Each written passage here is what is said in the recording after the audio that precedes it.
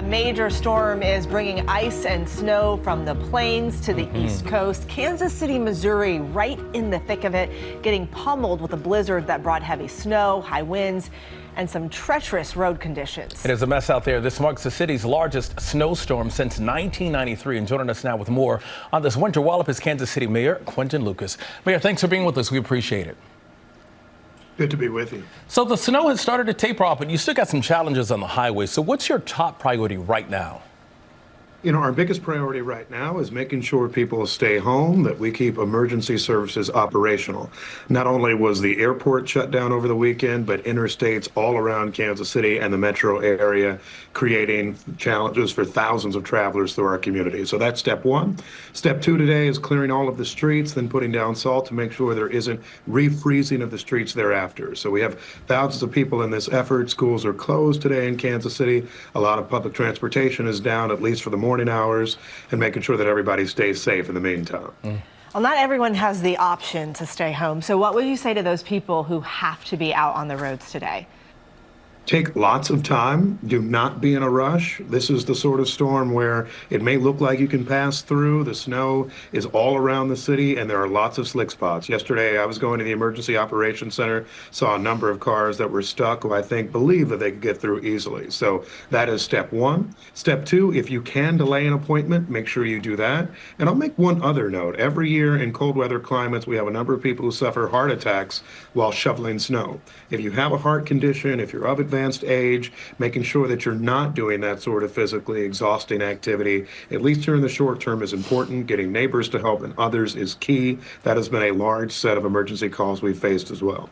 And Mayor, the goal is also to keep people safe and warm. I hear you're using buses as warming centers, and also the shelters are open?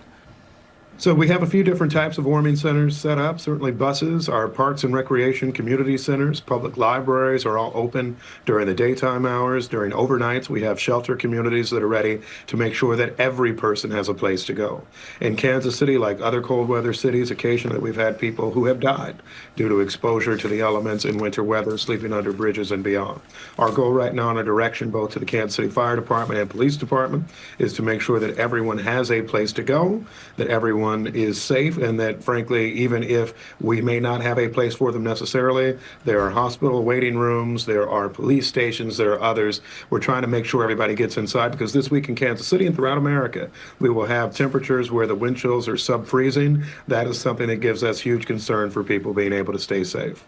You mentioned this week, it seems like the cold weather is going to be sticking around, and that there could be even more snow headed.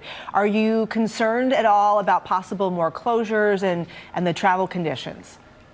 Well, we're always concerned about closures and its impact on a number of things, our schools, mental health, emergency services. So far, the people of Kansas City, I think, have stepped up well during this storm. We got a good forecast from it. Thank you to all of our meteorologists, the National Weather Service. Hopefully, if we can plan, then we will be ready for what comes ahead. But you always worry about access to services and care. On those types of emergency operations that you noted, people maybe can stay home for 2 or 3 days, but after a few more, then you have people who need to get to medical appointments, you have people who need to get key services, you have people who need to go out and get food. And so we do hope that certainly we don't see more precipitation in the days ahead. And in terms of the cold weather, we'll try to make sure that everybody can get around as efficiently as possible. We're also seeing flight delays and cancellations across the country. What's the latest at the airports in your area?